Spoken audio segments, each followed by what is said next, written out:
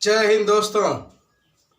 आज के इस वीडियो में हम बात करेंगे कंपाउंड इंटरेस्ट की।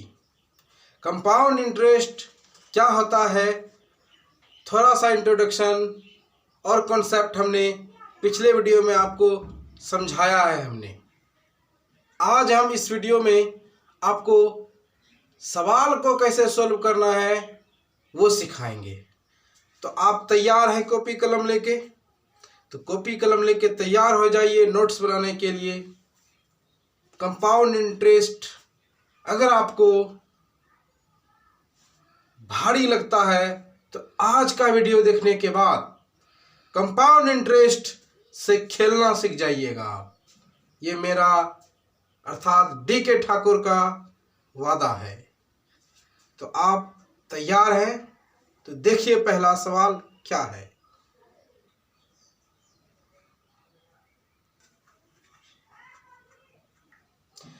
चक्रवृद्धि ब्याज में हम आपको बिल्कुल बेसिक से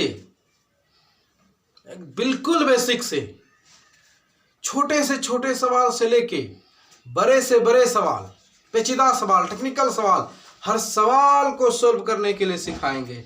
तो पहला सवाल बच्चों का देख लेते हैं, इसको कैसे सॉल्व करेंगे। ठीक है, तो देखिए इसका सॉल्यूशन। 2500 रुपये का 10% वार्षिक दर से 2 वर्षों का चक्रवृद्धि ब्याज ज्ञात करना है। मूलधन क्या हो गया? 2500। मूलधन क्या हो गया? 2500। रेट क्या है? 10%। टाइम क्या है? 2 वर्ष। ठीक है, टाइम क्या है? 2 वर्ष। देखिए कैसे इसका सॉल्यूशन करेंगे। क्या होता है चक्रवृद्धि ब्याज? ब्याज का ब्याज मूलधन पे तो लगेगा ही, उसके बाद ब्याज पे भी लगेगा। ठीक है, रुपया कितना है आपके पास? 2500। 2500 हो गया। 2 वर्ष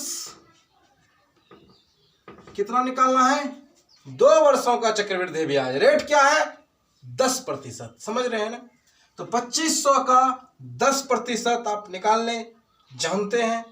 अगर दिक्कत है प्रतिशत में तो आप मेरे चैनल के प्लेलिस्ट में जाइए, परसेंटेज निकालिए और देखिए। ठीक है, तो 2500 का 10% निकालेंगे, 1 जीरो खत्म कर दीजिए, क्या हो जाएगा? 250। ये तो प्रथम वर्ष हुआ। क्योंकि 2 वर्ष है तो दूसरे वर्ष भी क्या लगेगा? 250। ये तो हुआ साधारण ब्याज। आपको निकालना क्या है? चक्रवृद्धि ब्याज। चक्रवृद्धि ब्याज में क्या होता है? ब्याज का ब्याज लगता है।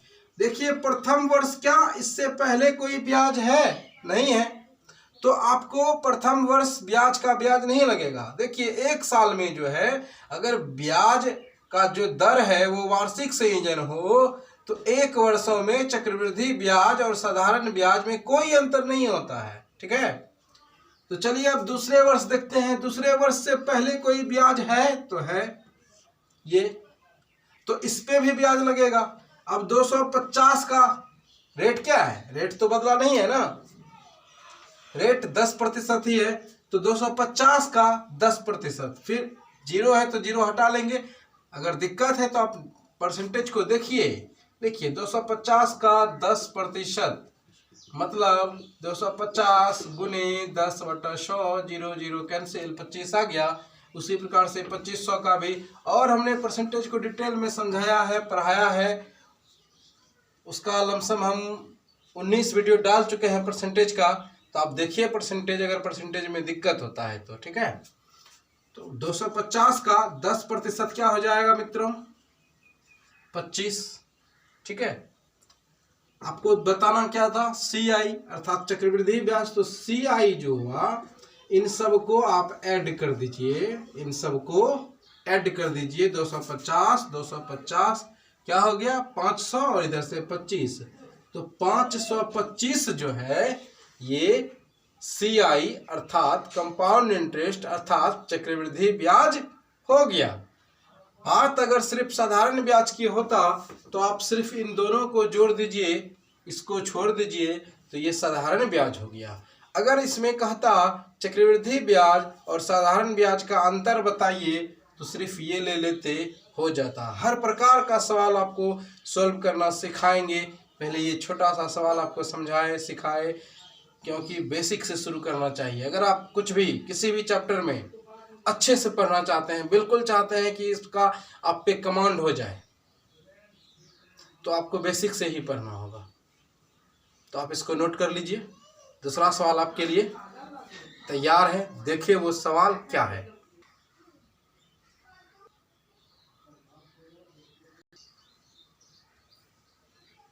दूसरा सवाल है 8,000 रुपये का 20% वार्षिक दर से 3 वर्षों का चक्रवृद्धि ब्याज ज्ञात कीजिए। 2 वर्षों का हमने आपको अभी सिखाया कैसे बनाना है। अब 3 वर्षों का भी आप देखिए, समझिए, सीखिए। मूलधन क्या है? 8,000। तो हमने 8,000 रुपया लिख दिया। समझ रहे हैं यहाँ तक? अब टाइम जो है, टाइम हो गया है 3 वर्ष। मतलब क्या हुआ कि 3 बार मूलधन पे ब्याज लगेगा, 3 बार मूलधन पे ब्याज लगेगा। ठीक है। दर क्या है? 20%। दर क्या है? 20%। समझ रहे हैं आप? दर क्या है? 20%। तो 8,000 रुपये का आप निकालिए 20%। आपको 10% निकालना हमने सिखाया है। 8,000 है, अगर 0 हो तो 0 1 0, दाईं ओर से एक 0 खत्म कर दीजिए किसी भी संख्या से, तो उसका 10% हो जाता है। अगर 0 नहीं है तो दाईं ओर से एक अंक के बाद दशमलव दे दीजिए, तो वो 10% हो जाता है। हमको निकालना क्या है? 20%। अगर हम एक 0 खत्म कर दें अर्थात 800 हो जाएगा। ये 10% हो गया, लेकिन हमको निकालना है 20%। अगर हम इसमें 2 से गुना कर दें तो निकल जाएगा 20%। ठीक है। अगर आप ऐसे नहीं समझते हैं तो 8,000 है, इसका 20% निकालना है। 20% का फ्रैक्शनल वैल्यू से भी आप निकाल सकते हैं। 1/5, 16 पंचे 80 होता है, तो 1600 हो गया। ठीक है। तो प्रथम वर्ष जो मूलधन पे ब्याज लगेगा वो 1600। दूसरे वर्ष भी मूलधन का जो ब्याज होगा वो 1600, और तीसरे वर्ष जो मूलधन पे ब्याज होगा वो भी 1600। ठीक है। यहाँ तक कोई दिक्कत नहीं है। अब देखिए, क्या प्रथम वर्ष से पहले कोई ब्याज है? प्रथम वर्ष से पहले कोई ब्याज नहीं है, तो प्रथम वर्ष से पहले कोई ब्याज नहीं लगेगा। अब दूसरे वर्ष आइए, देखिए दूसरे वर्ष से पहले एक ब्याज 1600 है, तो दूसरे वर्ष में क्या होगा? इस 1600 का भी ब्याज लगेगा। कितना ब्याज लगेगा? तो 20%। तो 20% निकालने का तरीका हमने आपको सिखाया, समझाया, बताया। तो 1600 का 20% क्या हो जाएगा? 1600 का 20% क्या हो जाएगा? 320। ठीक है। अब चलिए तीसरे वर्ष आइए। तीसरे वर्ष अगर आप आते हैं तो 3 ब्याज आपको मिलता है, 1 2 3। इन तीनों पे ब्याज लगेगा। प्रथम इस 1600 का ब्याज क्या हो जाएगा? 320। फिर इस 1600 का ब्याज क्या हो जाएगा? 320 हो गया। फिर उसके बाद देखिए, ये जो 320 है इसका भी ब्याज लगेगा ना। इसका ब्याज कितना? तो वही 20%। समझ रहे हैं? तो 320 का 20% क्या होगा? 64। समझ गए आप? कोई दिक्कत नहीं है इसमें। अब देखिए CI निकालना है, तो आप क्या करेंगे? सबको ऐड कर लेंगे, सबको जोड़ लेंगे। 1600 1600 1600 3 बार है, तो 16 48। समझ रहे हैं? 480 रुपया इधर से हो गया। उसके बाद 16 48 हुआ, 4800 हो गया। फिर उसके बाद 320 320 320, तो 3 3 6 3 9, 20 20 40 20 60, 960 इधर से हो गया, और ये 64। इन सबको ऐड कर लेंगे हम लोग, तो ये क्या दे देगा? CI अर्थात चक्रवृद्धि ब्याज। जोड़ने में कोई दिक्कत नहीं है ना। तो हम उम्मीद करते हैं कि इसका आंसर आप ऐड करके कमेंट में जरूर बताएंगे। ठीक है। समझ गए आप? तो अब हम दूसरे सवाल की ओर बढ़ते हैं। इसका आंसर आप कमेंट में जरूर दीजिएगा। देखते हैं दूसरा सवाल।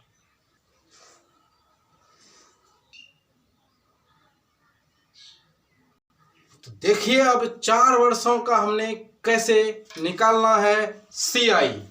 सेम प्रोसेस है। 4 वर्ष हो, 5 वर्ष हो, 6 वर्ष हो, कुछ भी हो, आप इस तरह से निकाल सकते हैं।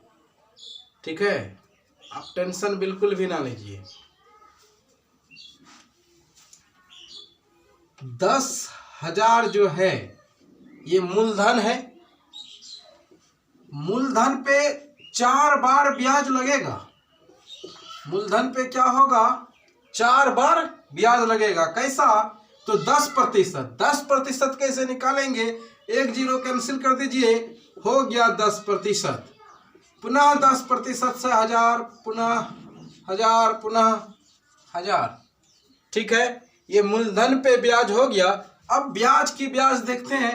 देखिए, इससे पहले कोई ब्याज नहीं है, मतलब प्रथम वर्ष ब्याज का ब्याज नहीं लगता है। दूसरे वर्ष आइए तो इससे पहले एक ब्याज है ये, तो इसका 10% लगेगा। तो इसका 10% क्या हो जाएगा? 100। ठीक है, अब आइए तीसरे वर्ष। तीसरे वर्ष देखिए 3 ब्याज है, एक ये और एक ये। तो इन तीनों पे ब्याज लगेगा। तो 1000 का 10% क्या हो जाएगा? 100। फिर इस 1000 का 10% क्या हो जाएगा? 100। और इस फिर 100 का 10% क्या हो जाएगा? 10। ठीक है, अब चौथे वर्ष आप आइए। तो चौथे वर्ष अगर आप आते हैं, देखिए कितना ब्याज है? 1 2 3 4 5 6 7 ब्याज है। तो इन सातों को का ब्याज लगेगा। तो 1000 का 10% 100, फिर इस 1000 का 100, फिर इस 1000 का 100। समझ रहे आप? अब चलिए इस 100 का, इस 100 का 10, फिर इस 100 का 10, फिर इस 100 का 10, फिर इस 10 का 1। इस तरह से 4 वर्ष का CI हो गया। ठीक है, कोई दिक्कत है आपको यहां तक? अब देखिए इसको कैसे ऐड करेंगे। अब देखिए मूलधन पे कितना बार ब्याज लगा है? 4 बार। तो 4 गुने कितना? 1000। ठीक है, प्लस उसके बाद देखिए ब्याज का जो ब्याज था वो कितना बार लगा है? 1 2 3 4 5। देख रहे हैं 100 वाला क्या है? 1 2 3 4 5, 5 गो 100 है। तो 5 गुने 100। ठीक है, प्लस उसके बाद देखिए इनका ब्याज कितना बार लगा है? 1 2 3 4, 4 बार लगा है। तो 4 गुने क्या? 10। उसके बाद देखिए 1, मतलब इन 10 का जो ब्याज है 1 बार लगा है, प्लस 10 का ब्याज क्या बार लगा है? 1 बार लगा है। तो 1 गुने 1 1। समझ गए? मूलधन का पहले हमने क्या किया? 4 बार से टाइम, तो 4 बार ब्याज हो गया। फिर उसके बाद देखिए दूसरे वर्ष में आए, इससे पहले एक ब्याज है 1000, इसका 10% 100 हो गया। तीसरे वर्ष आए, तीसरे वर्ष में देखिए 3 ब्याज बैठा हुआ है। तो इन तीनों का ब्याज 1000 का 10% 100 हुआ, फिर इस 1000 का 10% 100 हुआ, फिर 100 का 10% 10 हुआ। ठीक है, अब चौथे वर्ष में आए तो देखिए कितना ब्याज बैठा हुआ है? 1 2 3। पहले इन 1000 का काम कर लेते हैं। 1000 का 10% 100, फिर इस 1000 का 10% 100, फिर इस 1000 का 10% 100। ठीक है, उसके बाद इस 100 का 10%, इस 100 का 10, फिर इस 100 का 10% 10, फिर इस 100 का 10% 10, उसके बाद इस 10 का 10% 1। इस तरह से टोटल मिला के हम लोग ब्याज निकाल लिए। अब इसको कैलकुलेट कर लेना है, इनको जोड़ लेना है। क्या हो गया? इधर से 4000 और इधर से क्या हो गया? 500, इधर से क्या हो गया? 40 1 41। क्या हो गया? इनको सबको जोड़ के 4000 और 500 क्या हो गया? 4500, और इधर से 41, तो क्या हो गया? 45 41। समझे आप इस बात को? 5 वर्ष, 6 वर्ष, जो भी आएगा उन सब का हम लोग काम कर सकते हैं। एक बात आपको और हम समझा दें, पहले आप इसको नोट कर लीजिए, ठीक है।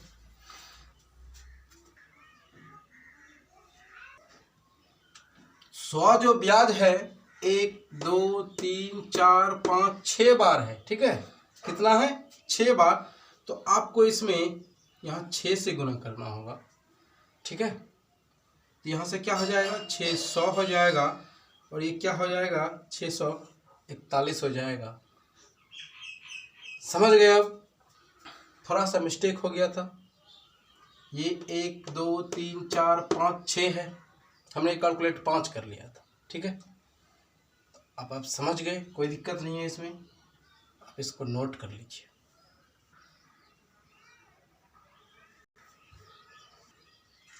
एक बात आपने नोटिस किया होगा कि पहला जो हमने सवाल लिया था 2 वर्ष था, तो वहां पे क्या हुआ था? पहला जो सवाल था उसमें टाइम 2 वर्ष हम लोगों ने लिया था और वहां पे क्या निकल के आया था?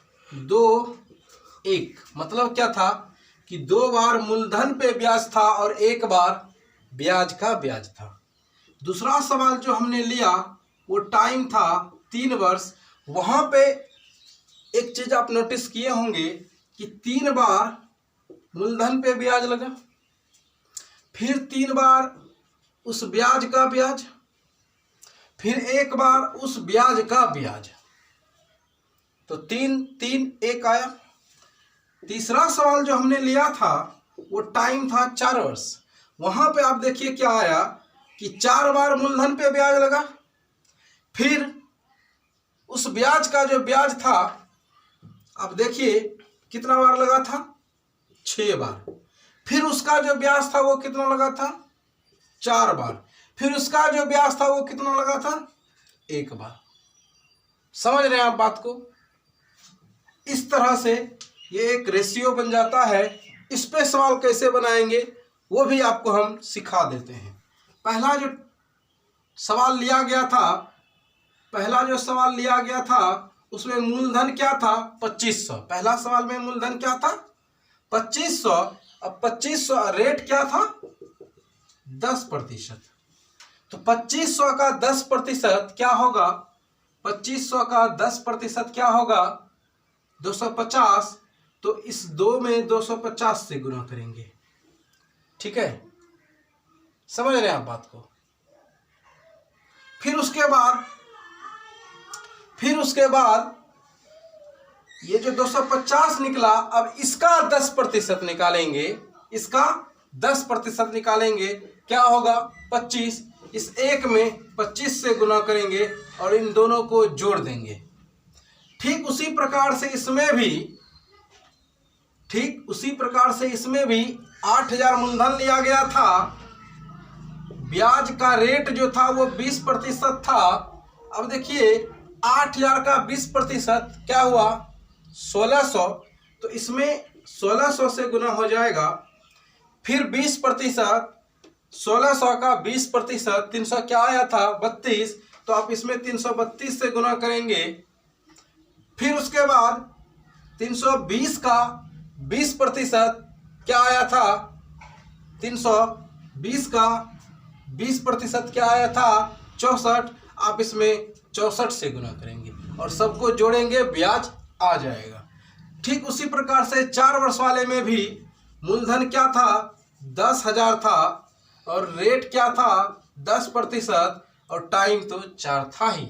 अब 10,000 का 10% निकालेंगे तो क्या आया? 1,000। तो आप इनमें 1,000 से गुना करेंगे प्लस, फिर उसके बाद देखिए इस 1,000 का 10% क्या आया था? 100। तो इनमें 100 से गुना होगा। फिर इस 100 का 10% क्या आया? 10। तो इस 4 में 10 से गुना होगा। फिर उसके बाद इस 10 का 10% क्या आया था? 1। तो इसमें 1 से गुना होगा। इस प्रकार से आप CI भी बता सकते हैं इसको याद करके, और याद करने का कोई बात नहीं है। आज तक आपने इसको ट्रिक समझा होगा, फार्मूला समझा होगा, लेकिन आज आप इस बात से अब क्लियर हो गए कि ये जो जिनको ट्रिक कहा जाता है 2:1, 2 वर्षों का ब्याज निकालना है तो 2:1 रख लीजिए, 3 वर्षों का निकालना है तो 3:1 रख लीजिए, 4 वर्षों का निकालना है तो 4:6, 4:1 रख लीजिए। ये कैसे आया? और एक बात, ये आप सिर्फ और सिर्फ ब्याज निकालने में आपका काम आता है, ठीक है। और भी बहुत सारा है, बहुत चीज़ है जो आपको अभी हम सिखाएंगे।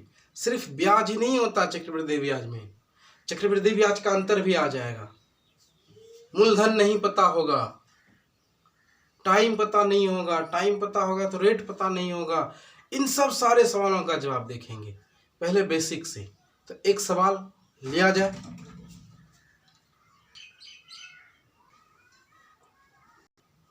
चलिए अब थोड़ा सा हम ट्विस्ट लेते हैं सवाल में, बदलते हैं सवाल को। अब देखिए सवाल क्या है कि किस धनराशि का 10% वार्षिक दर से 2 वर्षों का CI 525 रुपया होगा। मतलब अब आपको मूलधन बताना है, ब्याज दिया है, टाइम दिया है, दर दिया है, ठीक है। ब्याज भी दिया है, टाइम भी दिया है, दर भी, रेट भी दिया है। दिया क्या नहीं है? मूलधन। तो हमने आपको जो मेथड सिखाया है उस मेथड का प्रयोग करके आप मूलधन भी बता सकते हैं। तो देखिए उस मेथड से कैसे हम मूलधन बताएंगे। देखिए धनराशि तो हमको पता नहीं है, लेकिन रेट जो है वो 10% है। 10% का अगर हम लोग फ्रैक्शनल वैल्यू लें तो 1/10 हो जाएगा, ठीक है। टाइम क्या है? 2 वर्ष। और CI क्या है? 525। टाइम जो भी हो, जैसे 2 वर्ष है, टाइम क्या है? 2 वर्ष है। टाइम क्या है? 2 वर्ष है। तो इस कंडीशन में हम क्या करेंगे, टाइम जब 2 वर्ष होगा तो 10 पर पावर 2 लगाएंगे, जो भी टाइम होगा उस पर पावर लगा देंगे, ठीक है। तो 10 पर पावर 2 जब हम लोग करेंगे, ये 2 जो है इस पे पावर लगाएंगे, ठीक है। जब 10 पर पावर 2 करेंगे तो क्या आएगा? 100। तो हमने इसको काल्पनिक मूलधन मान लिया 100, ठीक है। अब क्या करेंगे,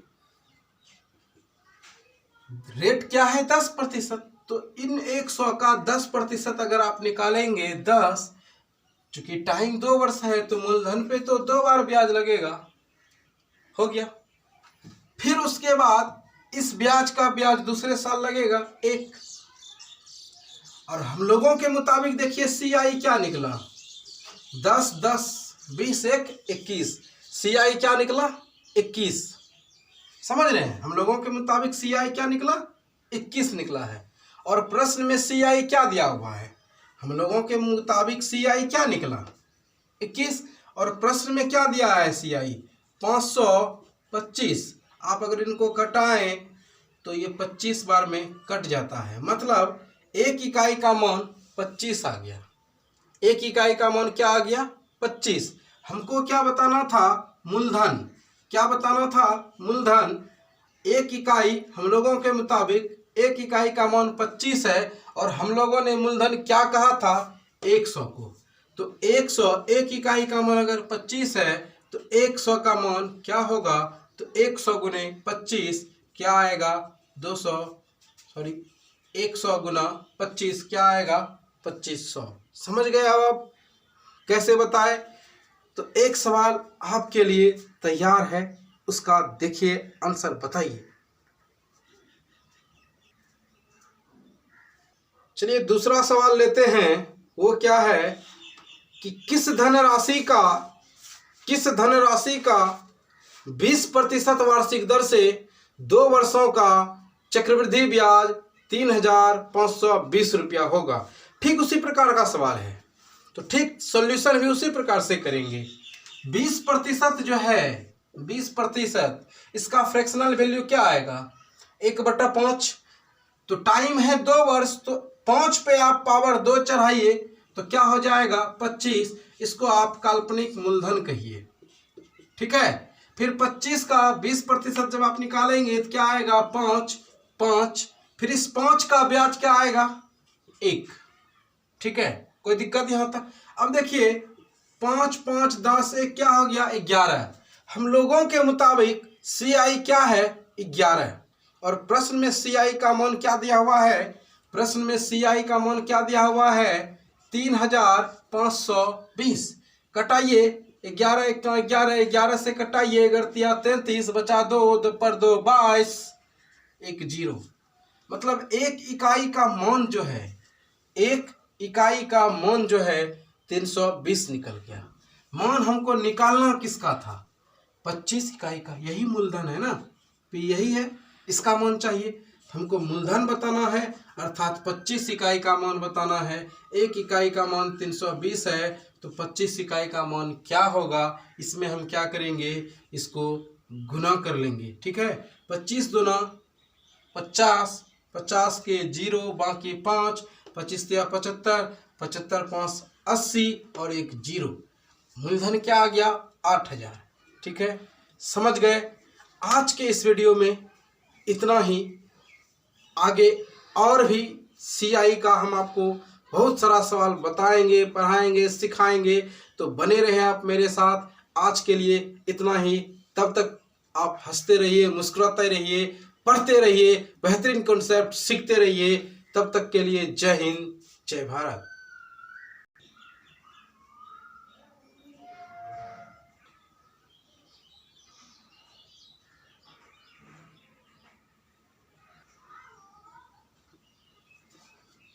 Okay.